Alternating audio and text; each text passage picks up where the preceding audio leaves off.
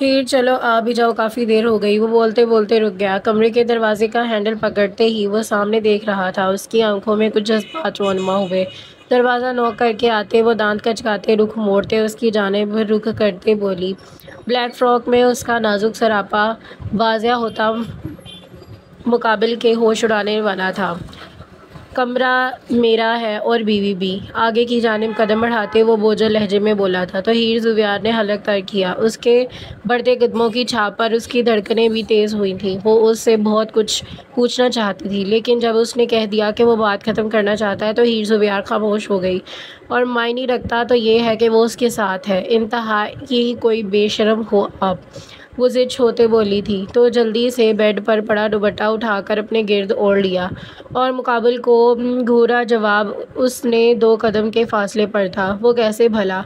मैंने कब तुम्हें बताया कि तुम्हारी कमर से थोड़ा ऊपर एक स्याह तिल है? मुझे नज़र आ गया। गर्दन झुकाए वो उसकी हैरत से फैली आंखों में झांकते गहरी मुस्कुराहट से बोला था तो हीर जुबियार का चेहरा जब से सुर्ख पड़ गया। फ्रॉक का बैग गला डीप होने की सूरत में वो सख्त शर्मिंदा हुई थी इसके सामने। अब मॉम डैड अर्ज़म की आवाज़ पर बुरा सा मुंह बनाते बनाते हीर जुबियार फ़ौरन वहाँ से खिसकी, अलमारी से चादर निकाल कर अपने गिर्द लपेट ली और घूर कर उसे देखा जो अपने बेटे को चुप कर उठा रहा था और उसके देखने पर आईब्रो अचका गया। यू लुक ब्यूटीफुल गर्ल, अर्ज़म एक अदा से बाल पीछे करता हुआ बोला तो हीर जुबैर ने बेसाख्ता हंस दी। Don't you dear, she is mine, Awan Arzam को घूरते बोला तो वो उसे अपने बाजू के हिसार में लेते बाहर निकल गया। हीर जुबैर खुश थी। सब्र का फल मीठा ही होता है। हम इंसान बड़े कम ज़र्फ़ हैं। हम सोचते हैं इतने बरस खुदा ने हमें कुछ नहीं दिया, फ़कत हम खुदा से शिकवा कुना होती हैं, ये जानने बगैर कि वो शिकवा हमारे सब्र को रायगा कर देगा, क्योंकि सब्र कभी शिकवा नहीं मांगता और हर हाल में शुक्र मांगता है। अगर वक्त से पहले हमें सब मिल जाए तो हम शुक्र क्यों करें? प्यास की शिद्दत तलब पर ही हमें नेकी मिलती है, ये हमेशा याद रखिएगा। इस सब्र की कोई अहमियत नहीं होती जो शिकवा करके किया गया हो, और सब्र बेमानी होता है। जिस ज़माने में तकलीफ़ मिली थी वो उसे भूल जाना चाहती थी, ये और भूल जाना ही बेहतर है। ये मायने रखता है कि आप कैसी ज़िंदगी जी रहे हैं, आपने कैसी ज़िंदगी जी, ये ना कोई जानता है और ना ही कोई आपसे इसके बारे में बात करेगा। आप हाथ में बोर्ड पकड़कर किसी को दिखाएंगे, पहला कदम मुश्किल है, इसलिए तशक्कुर है, ये नामुमकिन तो नहीं है ना। दश्त वेरा में कहीं कुटिया बसाए लोग, देख किस हाल में रहते हैं सताए हुए लोग। बारिश यूं भी हर एक ज़ख्म हरा करती है, याद आते हैं निगाहों से बहकाए हुए लोग। मुंतज़र अब यहाँ ख्वाहिश है न मैयत कोई, इस कदर देर से लौटे हैं भुलाए हुए लोग।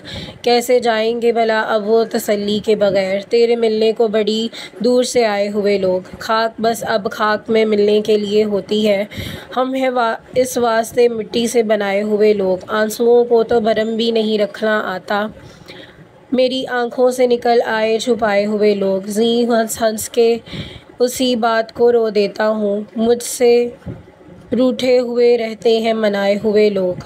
बेदार होते ही जहन में पहला जुमला जो गर्दिश करने लगा था वो कुछ यूँ था कि फजर रिजवान तुम एक कातिला हो। वो चिल्लाते हुए फोर्ड बेड से उठ खड़ी हुई थी कि क्या हल्के फड़फड़ाते लब कुछ कहने को कोशिश में हलकान हो रहे थे।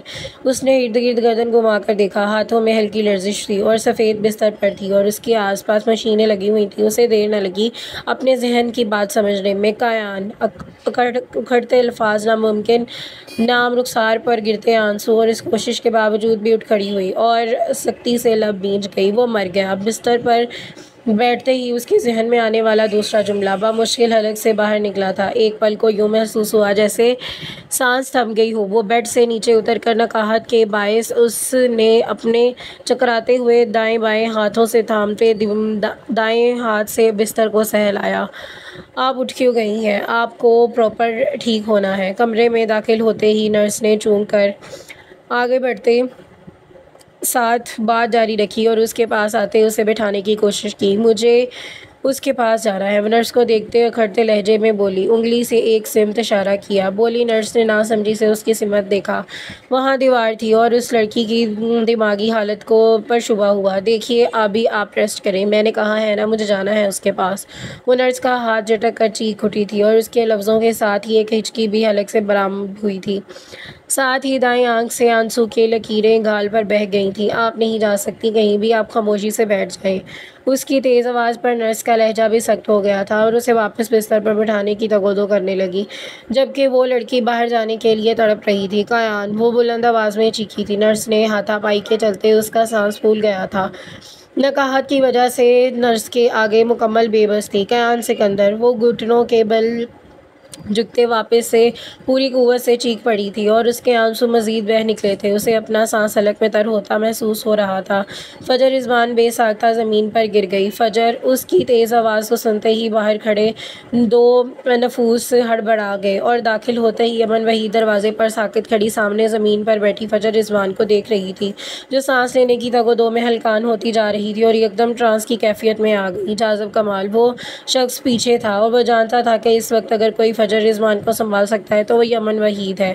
वो उसे ले आया था, ये सोचे बगैर कि अगर वो भाग गई तो। फजर, फजर उठो और बैठो, तबीयत ठीक है ना तुम्हारी? उसकी पास ज़मीन पर बैठते ही अमन वहीद नाम आवाज़ को काबू करते कहा था तो उसकी खुद की आंखों के नीचे हल्के सयाह आंखों के पपोटे सोजिश का शिकार थे। वो कहाँ है? वो ठीक है? उसने कामते हाथ यमन वहीद के बाजू पर रखे, लड़खड़ाते लहजे में एक सवाल को बार बार दोहराया। सवाल इख्तिताम पर नजर दरवाजे पर खड़े शख्स की तरफ थी। आज से उठाई, दिल की धड़कनें एकदम तेज हुई। यमन वहीद भी गर्दन मोड़े उसे देखने लगी। जाज़ो कमाल को एकदम सारा बोझ अपने कंधों पर पड़ता महसूस हुआ और लब सख्ती से एक दूसरे में पेवस्त कर गया। भाई वो ठीक है ना? उसने यमन वहीद के बाजू पर गिरफ्त सख्त करते तेज होती धड़कनों समेत लरज़ते लबों के साथ पूछा था। उसकी आंखों में एक आखिरी उम्मीद थी। वो आखिरी उम्मीद भी खत्म हो गई तो क्या? आखिरी उम्मीद खत्म होने तो इंसान जिंदा लाश के मुतरादिफ होता है। वो बस यक लफ्ज़ बोला था, अल्फाज हलक में अटक गए थे। उसकी गर्दन झुकाई, गोया सब कुछ तमाम हो गया, वो मर गया। कयान सिकंदर मर गया। वो गर्दन झुकाए बोला था, बहुत मध्यम आवाज़ में, जैसे वो कोशिश कर रहा हो कि उसकी आवाज़ वो लड़की सुन ही ना पाए हो। अज़ियत उसे हासिल होगी, लेकिन कहते हैं नामुमकिनात बातों में एक बात ये भी शामिल है, बात महबूब की हो तो समात कानों में नहीं जाती, नामुमकिन। यमन वहीद ने जब से आंखें मींच लीं और फजर रिजवान बस साकित नज़रों से सामने खड़े शख्स की झुकी गर्दन को देखती रह गई। बेबसो हरकत, तेज़ चलती धड़कनों यकदम मदम हो गई। नहीं, ऐसा कैसे हो सकता है? वो बहुत मदम आवाज़ में बोली थी। आंसू तो कब से आखिरी उम्मीद के चलते ही आंखों में अटक गए थे। आखिरी उम्मीद ख़त्म हो गई तो गोया साबित हुआ कि अब फजर रिजवान एक जिंदा लाश के मुतरादिफ है। वो कैसे मर सकता है? वह जानती होती चीख पड़ी थी और उठना चाह रही थी, लेकिन उसके पास जाना चाहती थी। यमन वहीद उसकी गर्द बाजुओं का हिसार कायम किए हुए थे। उसने कहा कि वो मेरी हिफाजत करेगा। यमन, उसने कहा था। वो यमन वहीद के हिसार से निकलने को मचलने लगी। उसकी आंखें यमन वहीद के बाजुओं पर गिरते हुए हिचकियां भरने लगी। वो लड़की खुद को खुद बर्बाद करने के बाद अब हिचकियां भर रही थी। उसने खसारे का सौदा किया था। उसने खुद की और जिंदा लाश बनाया था। मुझे जाने दो। वो पाँव ज़मीन पर मारते पागलों की तरह चीख रही थी। यमन वहीद की हिचकियां वहाँ गूंजी और उसे अपने साथ लगाते उसे काबू करने की कोशिश करते हलकान हो रही थी। वो ऐसा नहीं कर सकता, उसने मुझे कातला बना दिया। हम हिचकियों के दरमियान निकले चंद अल्फाज। वह चंद अल्फाज दिल को चीर देने वाले थे। चंद हिचकियाँ, दर्दनाक लहजा। फजर रिजवान और उसका पूरा जिस्म कांपने लगा। मैं कातला बन गई हूँ। मैं इंसान को कैसे मार सकती हूँ? वो चला गया। मैं सद्दाम उस शख्स के ज़मीर को मार दिया। वो यमन वहीद के साथ लिपट कर रोती चली जा रही थी और उस सर्द शाम ने तो शुरू होना ही ना था। उसके मौत का सफ़र, नाकाम मोहब्बत का सफ़र। उसे बोलने वापस आ जाए मैं हर सज़ा के लिए तैयार हूँ। उसे बोले मैं गलत थी। उसे बोले फजर रिजवान गलत थी। वो हाथ पाँव ज़मीन पर मारते सिसकियाँ बढ़ते यमन वहीद उसे काबू करना मुश्किल हो रहा था। नर्स, मदम सी हिचकी के साथ यमन वहीद ने पास खड़ी नर्स को पुकारा, जो गम से उस लड़की को देख रही थी। वो जल्दी से साइड मेज़ की जाने बढ़ी और इंजेक्शन तैयार करने लगी। यमन वहीद और फजर रिजवान, अब वो दाढ़े मार मार कर रो रही थी। कयान सिकंदर, तुमने अच्छा नहीं किया। तुम मुझे कातला बनाकर अच्छा नहीं किया। वो हिचकियाँ लेते मदम आवाज़ में बोलते उठने की कोशिश करते वापस गिर गई। अजियत से उसके चेहरे पर सुर्खियाँ गिल गई थी।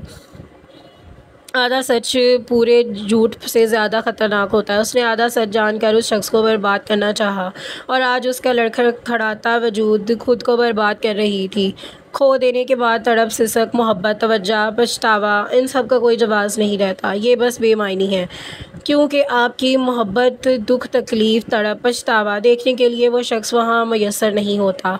नहीं, मुझे वहाँ जाना है। नर्स उसे इंजेक्शन लगाने की कोशिश करने लगी। वो बेसाख्ता अपने आप पर बेकाबू हो गई। तकलीफ़ से उसे लगा कि वो उसका दिल फट जाएगा और काश कि उसका दिल फट जाता, उसे बार बार तकलीफ़ ना होती। नर्स ने मुश्किल से उसे इंजेक्शन दिया। वो बेहोश का इंजेक्शन जैसे उसकी हालत पर तारी हो गया था। वो मुझे अज़ियतनाक सज़ा देकर अपनी मौत की सूरत। वो बोलते बोलते नीम गनूदगी में चली गई। नीम आंखों से चंद कतरे ज़मीन पर गिरे। मैंने उसे मार दिया, अपने हाथों से उसके ज़मीर को मार दिया। वो मुझसे बहुत बुरा बदला लेगा क्या? अब मेरे बेहिजाब होने पर सारी दुनिया मुझे नज़रें उठाकर देखेगी।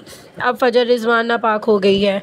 वो बोलते बोलते बिल्कुल खामोश हो गई थी। आंखों से आखिरी आंसू कतरे रुखसार पर गिरे। एक दास्तान अधूरी रह गई और उसके अल्फाज चीर देने वाले थे। उसने खुद के हाथों अपने मुहाफिज को ख़त्म कर दिया था। अफसोसनाक खसारा कर डाला था खुद को इस लड़की ने। इंसान बहुत जल्दबाज है। कभी कभी सच जानते हुए भी खुद को नुकसान दे लेता है और कभी कभी झूठ पर भी खामोशी से यकीन कर लेता है। इंसान बगैर सोचे समझे दूसरों को जज करता है और फिर नुकसान उठाता है, और सबसे भारी नुकसान और आखिरत में उठाता है कि जिस किसी शख्स के लिए उसने गलत बोला हो। और नजात इंसान को कितना अजीज़ बंदा होता है। वो बेसिद्ध हॉस्पिटल के बिस्तर पर भी पड़ी हुई थी। उसके रुखसारों पर आंसुओं की लकीरें थीं, अभी भी वाज़ा हो रही थी। उसकी हालत बद से बदतर होती जा रही थी। फजर रिजवान का यान सिकंदर को खो दिया है। अब ऐसे शख्स को जिसकी तहज्जुद की दवाओं से भी उसे बेकरार करती थी। तहज्जुद के वक्त शुरू होने वाली मोहब्बत की दास्तान एक सर्द बरसती शाम तक महदूद हो चुकी और ख़त्म हो गई। यान सिकंदर मर चुका और फजर रिजवान वो जिंदा लाश थी। वो फिर जिंदा लाशों का होना ना होना एक बराबर होता है। तू बहुत रो के गई, लेकिन मैं जुदा हो जाऊंगा। ज़िंदगी एक रोज़ मैं तुझसे खफा हो जाऊंगा। आखिरी सीढ़ी पे जाकर तू पुकारेगी मुझे और मैं नीचे खड़ा तेरी सदा हो जाऊंगा। तू मसले पर मेरी नीयत तो बांधेगी, मगर मैं नमाज़े इश्क हूँ, तुझसे कज़ा हो जाऊंगा। चाहतों के दायरे में आऊँ दौड़े एक साथ, तूने मुझको छू लिया, मैं उतर गया तेरे वजूद में। खुद को एक दिन बांट दूंगा दुश्मनों के दरमियाँ, कम से कम कैदे अना से तो रिहा हो जाऊंगा। सांप और सीढ़ी के उलझे खेल में एक रोज़ मैं दरमियाने मरहले में लापता हो जाऊंगा। मैं जैसे करता रहा अपनी दुआओं में शुमार, क्या खबर थी उसी की एक बद्दुआ हो जाऊंगा। बेवफाई का दिया उसने हुस्न ताना मुझे, और अब मैं एहतजाजन बेवफा हो जाऊंगा। हसन अब्बास रज़ा। यमन वहीद लड़खड़ाते कदमों के समेत कमरे से बाहर निकल गई। दरवाजे के साथ ही वह शख्स खड़ा हुआ बेसाख्ता उसके कंधे से लगकर रोने लगी। जहाज़ कमाल ने उसकी गिर्द जब से हसार खींचा। वो वही शख्स था जिससे नफरत के दावे कर रही थी वो लड़की, और आज अपनी तकलीफ़ में भी उस शख्स के कंधे को अपना सहारा बना रही थी। वो कहती थी कि उसे जाज़ब कमाल से नफरत है, चाहे नफरत दिल पर पहली हो, दस्तक दे रही हो। अख्ताम हमेशा मोहब्बत का पलड़ा भारी होता है।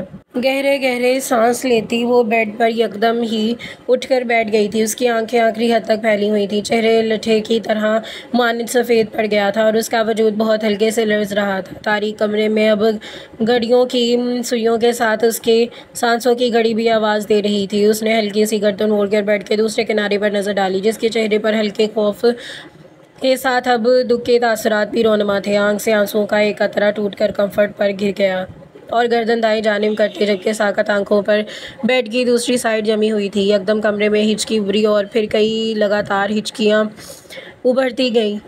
गर्दन सीधी हो चुकी थी और वो चेहरे पर दोनों हाथ जमाए रोती चली जा रही थी। एक हफ्ते से ऊपर गुजर गया था। उसे यूँ महसूस हुआ जैसे एक सदी गुजर गई हो। उसने मिलने की ख्वाहिश में जैसे उस अभी लातादाद सदियों का इंतज़ार कर रही हो। कभी कभी उसे लगता था जैसे अभी भी उसका दिल बंद हो जाएगा और दूसरी ही लम्हे में उसकी रूह उस शख्स के रूह की तलाश में कहीं दूर चली जाती थी। उसने सामने लगी वॉल पर क्लॉक पर नज़र घुमाई। 3 बज रहे थे। वो रोते हुए बेड से नीचे उतरी और उस शख्स के रूम में थी। उसे वाबस्ता एक दुनिया, उसकी खुशबू के हिसार में, उसकी तसल्सुल में, उसकी चाहत में। वॉशरूम से फ्रेश होते बाहर निकलते उसने कमरे से निकल कर एक दुनिया से बाहर निकल आई और उसके कदम उस कमरे की जाने बढ़े जहाँ वो दास्तान शुरू हुई थी। उसने कमरे का दरवाज़ा खोला और मानो यूं महसूस हुआ जैसे उसने खुशबुओं का एक रेला उसके वजूद से टकराता हुआ बहुत आगे गुजर गया हो। वो लब खींचकर सिसकी रोकते आगे बढ़ गई और जाए नमाज को ज़मीन पर बिछाया और नियत बांधी खड़ी हुई और उसकी तहज्जुद पढ़ना चाहती थी और साथ ही एक ना ख़त्म होने वाली वो हिचकियों का सिलसिला चल पड़ा। एक गहरा सांस खींचते उसे लगा जैसे उसकी सांस सीने में कहीं अटक गई है। तहज्जुद अल्लाह पाक की तरफ से एक दिया हुआ तोहफा है जो सिर्फ उसके खास बंदों के नसीब में ही लिखा होता है। उसकी हिचकियाँ इस कमरे में गूंज रही थी। दर हकीकत वो कमर खाली थी, लेकिन अगर गौर किया जाए तो उस वक्त फजर रिजवान के अलावा कोई और भी मौजूद था। हाँ, वो उसका दोस्त था जिसने उसे वहाँ ले जाकर ठोकर लगा दी थी जहाँ से उसे सबसे ज़्यादा एतमाद था, खुदा भी ज़्यादा। वो बहुत दूर निकल गई थी और वो ऐसी इंसान बन गई थी जो अपनी इबादतों पर यकीन नहीं गरूर पर चला करती थी। और फिर खुदा ने इस मरतबा उसे लड़खड़ आने पर और गिरने पर मजबूर कर दिया था। इंसान जब तक अपनी इबादतों पर यकीन रखता है तब तक वो खुश और मुतमईन रहता है, लेकिन जैसे ही वो अपनी इबादतों का मुआजना करने लग जाता है तो इबादतों पर गौर करने वाला वहीं से तबाह करना शुरू कर देता है। यूँ कि खुदा का तकब्बुर ज़दा बंदा पसंद नहीं है, और वो तकब्बुर इबादत में ही क्यों ना हो। उसने दुआ करके हाथ उठाए और इस मरतबा उसने आंसुओं में शुक्र नहीं था, वहाँ नदामत थी। उसे समझ नहीं आया वो गलत थी, बहुत गलत, दूसरों के ऐब खोजने वाली। हालांकि उस वक्त उसे अपने गिरेबान में झांकते रहना चाहिए था। वो खुद के ऐब को नज़रअंदाज कर रही थी। वो समझ बैठी थी कि वो गुनाहगार नहीं है, क्योंकि वो इबादत करती थी, पर्दा करती थी, और इस हिसाब में वो एक अच्छी लड़की है। वो इबादत करने वाली थी, लेकिन दिल दिखाती थी। वो खुद को परवाह करती थी, लेकिन वो दूसरों के ऐबों पर पर्दा नहीं डालती थी। वो गुनाहगार थी। उस खुद की बातों में तराजू पड़ला भारी लग रहा था। वह इस तरह वो गिर गई और एक ऐसी जगह जहाँ पर उसे गिरने की उम्मीद नहीं थी। या मेरे अल्लाह, मुझे माफ़ कर दे। हलक से हिचकियों के दरमियान वो एक टूटा फूटा जुमला भी अदा। अल्लाह पाक को ये सुनना बहुत पसंद है कि ए मेरे खुदा, मैं गलत हूँ, मुझे माफ़ कर दे। हम सोचते हैं मेरा गुनाह बहुत बड़ा है, खुदा मुझे माफ़ नहीं करेगा, और वो खुदा है, वो मुंतज़र ही रहता है कि कभी इसका बंदा इस तरफ लौट आए और कहे कि खुदा मैं भटक गया था, मुझे माफ़ कर दे। मैंने अक्सर को इंतज़ार पसंद नहीं है, लेकिन अल्लाह पाक वो हमेशा हमें अपने बंदों की माफ़ी का इंतज़ार करता है, ताकि उसकी आखिरी सांस तक। कितना ही रहम और मेहरबान है। मौलाना रूमी कहते हैं, इंसान को अपने अयूब पर नज़र रखनी चाहिए, वरना उसकी नेकियों को नज़र बद लग जाती है। दर हकीकत वो अपनी नेकियों को ज़ाया करके ज़िम्मेदार सिर्फ़ और सिर्फ खुद होता है। हम दूसरों के हिसाब किताब में अपना हिसाब भी भूल जाते हैं। या दिल सुकून दे, या अल्लाह इस दिल को बेजान कर दे। मेरे खुदा, मैं तेरी गुनाहगार बंदी हूँ, मुझ पर रहम फरमा, मुझे माफ़ कर दे। उसकी फैली हथेलियों पर आंसू के कई कतरे टिप टिप करते गिर रहे थे, और हर कतरा अपने आप को अबीती बता रहा था। मेरे दिल को सुकून दे मालिक, मेरे दिल को अपनी इबादत से सुकून दे, वह ज़ब्त करते बोली थी। उसने ज़ोर से आंखें मींच ली थी और कई आंसू उसकी हथेलियों से वापस गिर गए थे। वो यकदम खामोश हो गई थी और उसे कुछ बोला भी ना जा रहा था। अगर दिल उसकी चाह नहीं से मिट जाता तो इस दिल को मिटा दे और इसके पास पहुंचा, या अपने कर्ब सुकून फरमा दे। मौला इस दिल को उसे से गाफिल कर दे। वो सबसे बोली। एक गहरी सांस खींच गई और वो निडाल हो गई थी। वो एक हफ्ते में कई बार रोती थी। ये सब कुछ बहुत अज़ियतनाक था। उसने कहा था कि करियर को छोड़ देता, पछतावा कम नहीं कर सकता, लेकिन वो होती कौन है ये बताने वाली कि वो गलत है। उसके पास ये इख्तियार नहीं है, क्योंकि उसने उस शख्स को जज किया और उस पर इल्ज़ामात लगाए, उसकी रूह को ज़ख्मी किया और उसके दिल पर खंजर चलाए। हर वो इंसान मुनाफिक है जो कहता है कि फ़लाँ के गुनाह की सज़ा जो मिल रही है वो उसे उसके गुनाह की सज़ा मिल रही है। मौलाना रूमी कहते हैं, हम ऐसे मुनाफिक लोग हैं कि किसी को तकलीफ़ में देकर उसके गुनाहों की सज़ा समझते हैं, जबकि अपनी तकलीफ़ को आजमाइश। अक्सरियत यही कहती है कि अक्सरियत हाथों में तराजू पकड़ कर लेती है। अक्सरियत खुद के गिरेबान में झांकना बंद कर देती है। अक्सरियत दूसरों के गुनाहों पर उसे हकारत की नज़र से देखती है और अपने गुनाहों पर यह ख्वाहिश ज़ाहिर करती है कि उस पर रहम व तलब नज़रों से देखा जाए। अक्सरियत खुद के साथ खुद मुनाफ़कत करती है। अक्सरियत दूसरों की खामियां बता बता कर उन्हें बेहतर बना देती है और खुद को खुद तो बदतर बना देती है। अक्सरियत खुद को खुद के साथ मुनाफ़कत रखती है। अक्सरियत खुद पर जुल्म करती है। उसने भी कहा था कि हाँ, फजर रिजवान, उसने भी खुद पर जुल्म किया था और उसने भी खुद को बदतर बना दिया था। उसने कयान सिकंदर के हिस्से अपनी नेकियां दे दी थी और खुद गुनाहगार बन की हकदार हुई थी और चेहरे पर हाथ फेर गई आंसू खुश करती हुई। उसका दिल कुछ हद तक मुतमईन होता चला जा रहा था। उसका गहरा सांस लिया और सजदा ज़ेर हो गई। आंसू बे-आवाज़ आँखों से गिरने लगे। वो इससे दूर ही खड़ी थी जब गम और खुशी बैक वक्त महसूस हुई। गम इस बात का था कि हम इल्म होता है कि हम गलत हैं, और खुशी इस बात की थी कि हमारे फ़कत एक नदामत भरे आंसू से खुदा हमें माफ़ कर देता है। मेरा दिल अपनी तरफ फेर ले मेरा खुदा। वो बिलक बिलक कर रो दी थी, दर्द से फटने लगा था। उससे इल्म हुआ था कि उस दर्द की सिर्फ़ एक ही दवा है जो उसके शारक से भी ज़्यादा करीब है। उसके करीब था उसका खुदा। जो मेरे नसीब में नहीं है उससे मेरा दिल गाफिल कर दे। अल्लाह पाक मुझे माफ़ फरमा दे, तेरी बंदी भटक गई थी। वो सिसकते हुए बोली थी। उसके कमरे की सिसकियाँ गूंज रही थी, उसकी फरियाद गूंज रही थी और उसकी इल्तिजा गूंज रही थी। वो कमरा जो एक छोटे बल्ब से उस वक्त रोशन था। तुम मेरी तहज्जुद में मांगी हुई दुआ हो ज़ौजाए कयान। बिल्कुल ऐसे ये तुम्हारी हक तलफी पर मैं तौबा की माफ़ी मांगता हूँ। यकदम सब थम गया। वक्त खिड़की से आती अब हुआ चांद की मानिंद रोशनी और सजदा रेज़ हुई फजर रिजवान भी। कयान, उसकी आंखें फिर से एक मरतबा फैल गई थी। आखिरी हद तक चेहरा हैरत से पुर हो गया था और लर्जता सर सजदे से उठ गया। उसने फिर से गर्दन घुमाई। हाँ, वो वही था। हाँ, वो कयान सिकंदर था, फजर रिजवान का मुहाफिज। उसे लगा कि सांस नहीं ले पाएगी। वो सांस नहीं ले पा रही थी। वो साकत हो गई। सब कुछ वापस से रवां दवा होने लगा और फजर रिजवान वो साकत हो गई और सांस लेना भूल गई थी। उसकी आंखों की पुतलियां तक साकत हो गई थी। आंखें उससे एक आंसू की लकीर रुखसार पर गिरी। वो कांपते हाथों को उठाकर वापस चेहरे पर फिर गई और उसके लबों पर अब एक लफ्ज़ था, शुक्र अल्हम्दुलिल्लाह। तहज्जुद नसीब बदलने का हुनर रखती है। वो जाए नमाज को तय करती अलमारी की जाने बढ़ गई और उस शख्स की मौजूदगी आंसुओं में मज़ीद रवानी ले आई और उसने आंखों पर ज़ब्त किया। उसकी टांगें, उसके हाथ कांप रहे थे, बाखुदा बुरी तरफ कांप रहे हैं। वो पलटी और दरवाजे से कुछ फासले पर खड़े उस शख्स को देखा। वो वहीं खड़ी रह गई। एक मामूली सा कदम उठा और आगे नहीं बढ़ पा रही थी। एक कदम जो उसे आज बहुत वज़नी लग रहा था। वो एक हफ्ते से सिसक रही थी। वो अच्छी इंसान थी, गलती को मानने वाली, माफ़ी मांगने वाली। हर इंसान अच्छा होता है। फजर रिजवान अच्छी थी। मैंने तुम्हें बहुत मिस किया। वो हल्की मुस्कुराहट लबों पर सजाए हुए इस वक्त सफ़ेद शलवार कमीज़ में खड़ा था और उसका चेहरा आज भी वहीं पुरनूर जैसे दास्तान के आगाज़ में था। वैसा ही चमकता चेहरा, चमकती हुई शहद रंग आंखें।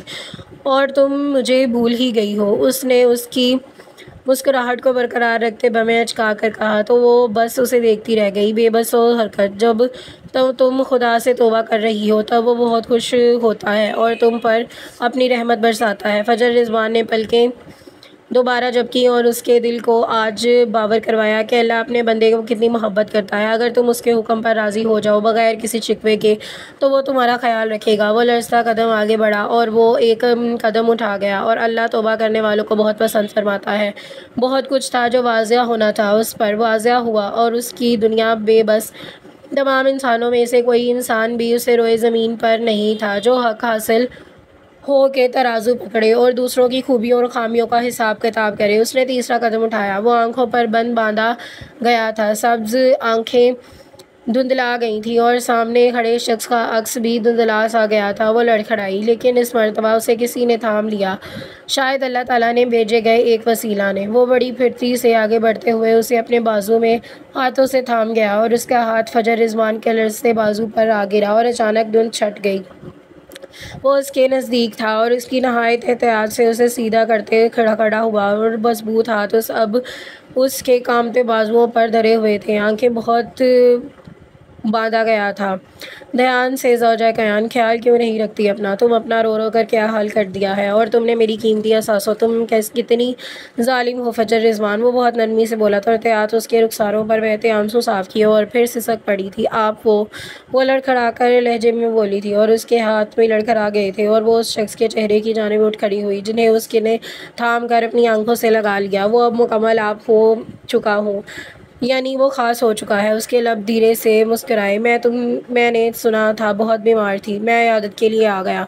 वो हल्के हल्के अंदाज में बोला और गहरा मुस्कुराया। तुमने अच्छा नहीं किया गयान। वो आंखें मींचते, मैं उसके लिए मशहूर हूँ। वो भरपूर मुस्कुराहट से बोला, नरमी से उसके माथे पर बोसा दिया। वो अभी अभी गहरे सांस भर रही थी और जो रोने की शिद्दत की वजह से बंधे हुए थे। तुम मर गए थे ना? वो सू सू करती बोली तो कयान सिकंदर लब दबा गया। हाँ, मैं तो भूत हूँ। वो धीरे से हंसा। फजर रिजवान वैसे ही हल्की हल्की हिचकियाँ भर रही थी। तुम नहीं मरे, वो फिर से बोली और उसका दिमाग काम नहीं कर रहा था। अरे कहाँ पीछा छोड़ती है इतनी जल्दी बीवियाँ। उसे बाजुओं के घेरे में लेते वो उसे कमरे से निकल गया और उसका रुख करते अपने कमरे की जानिब चला गया। वो हैरान थी और उससे जाज़ब कमाल ने खुद बताया था कि वो मर गया है। वो कितनी अजियत में रही 1 हफ्ता, बल्कि उससे ऊपर। वो उसे सोफे पर बिठाकर उसके सामने टेबल पर पानी का जग उठाकर गिलास में पानी अंडेल गया और उसकी जानिब बढ़ाता उसे एक बूंद बढ़ते वो वापस मेज़ पर रख दिया। और अब भी वो इसे हैरत से देख रही थी। सवाल आते हैं सिर्फ सोफे पर उसके थोड़ा सा फासला रखते वो बैठे उसके हाथों को बाहम जोड़ते पूछा। बहुत। उसके चेहरे पर नज़र जमाते वो यकलफ्ज़ी बोली थी, एक मैं पूछूंगा और एक तुम। उसकी उंगलियां खोलते ही जोड़ते हल पेश किया। तुम मरने नहीं थे। इंतहाई बेतुका सवाल था। इसमें मैं तुम्हारे सामने जिंदा हूँ। तुमने मुझसे निकाह क्यों किया था? उसके सवाल पर कुछ देर बाद खामोश रही और उससे कुछ बोलना चाहती थी। फिर गहरा सांस लिया और उसे अपने अंदर खींची। लबों को वार किया कई कर गई। मरियम आरिफ एमा, आपी ने कहा था कि उसकी मौत की जिम्मेदार तुम हो। जब मैं तुम्हारे खिलाफ पुलिस में कंप्लेन करने गई तब मुझे इल्म हुआ कि तुम्हारा कुछ नहीं बिगड़ेगा। लेकिन 4 साल बाद फिर मैंने मौका मिला। ठीक है, बस बहुत बहुत। उसकी तेज से बात ख़त्म कर दी और उसके लहजे में बेचैनी थी। स्टेज पर आग लग गई थी ना? वो कुछ पल ठहर गई थी और फिर बोली। उसके लहजा काटदार था। मैंने खुद लगवाई थी। दरअसल मुझे आग आग खेलना बहुत पसंद है। वो मुस्कुराहट समेत पर सुकून से बोला था। फजर रिजवान ने फ़ौरन उसे बेशतर सरगमा कर उसकी तरफ देखा। फिर वो देखती रह गई। क्यों? वो हैरन से बोली थी। मैंने तुम्हें नहीं बता सकता। बस इतना कहूँगा कि मरियम जब मेरे पास आई थी तब मैं गुनाहों की सीढ़ियों के पहले स्टेप में था और तुम्हारी कज़न वो भी अपने शौक़ से मेरे करीब आई थी।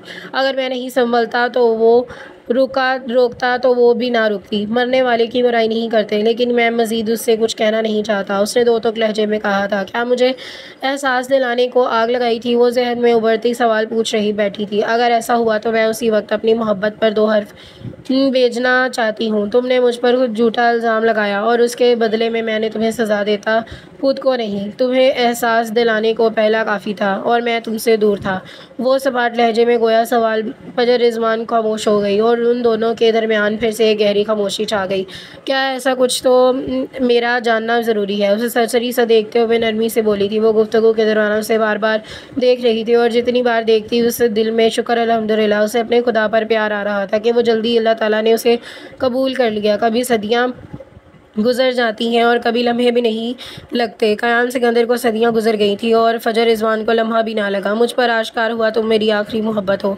वो फ़कत इतना बोल पाया और अपनी अलमारी के जाने बढ़ गया। लाखों और फिर मतलूबा चीज़ हाथों में थमाई, जेब टटोली और फिर लाइटर निकाल कर हाथ में पकड़ी, तस्वीर को जला दिया। फजर रिजवान जो उसे जुमले में उलझी हुई थी उसकी कार्रवाई देखती हुई उसके लम्हा ना लगाया ये समझने में कि पहली मोहब्बत कोई और थी और इसके लब खुद ब खुद ही आवाज़ हलक में दब गई। वो आखिरी मोहब्बत सर आंखों पर। तुम पर मैं खुद को तमाम करता हूँ। वो उसकी जानिब पलट कर बोला था और उसका लहजा अजीब सा था।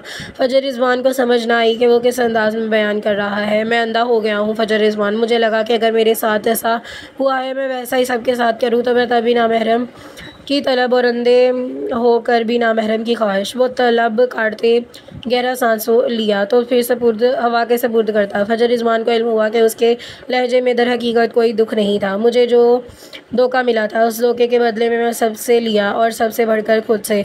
वो सर झुकाए बोला तो उसकी नदामत महसूस हुई। तो वो अपने महरम के सामने ये बयान कर रहा है कि वो नामहरम की गम में कभी मर्तबा गलाजत में उतर गया। मैं मुझे छोड़कर चली गई। मैं साल हा साल उसे तलाश करता रहा और उसके लिए तड़पा और उसके लिए दुनिया की हर हस्ती को पसे पुश्त डाला और उसकी दुनिया में बनाने वाली ज़ात को भी मेरा दिमाग मफलूज होकर रह गया। मैं इस कदर उसका आदी हो चुका था। उसकी पॉइंट पर आकर मैं वफ़ात पाने वाला था। मैं गलत था। मेरी कोई भी दलील मुझे दुरुस्त साबित नहीं कर सकती और मज़ीद गोया नदामत आदत मोहब्बत से ज़्यादा ख़तरनाक होती है और एक मैं कयान सिकंदर ख़तरे में और मैंने अपने नफ्स को अपने हर चीज़ पर तरजीह दी थी और मैं बर्बाद हो चुका और वो चली गई। वो मेरा नफ्स और मज़ीद बागी हो गया। उसकी आंख से आंसू गिरा और उसका दम घुटने लगा और जब मैंने बुराई की सीढ़ी के दूसरे स्टेप पर गिर गया सब भूल गया हत्ता कि खुद को मुसलमान हो रहा। मेरे पास सब कुछ था, दौलत, शोहरत, दुनिया, सब कुछ और दुर्सुकून के लिए नामहरम भी। और बेख्याली में मैं बोल कर वो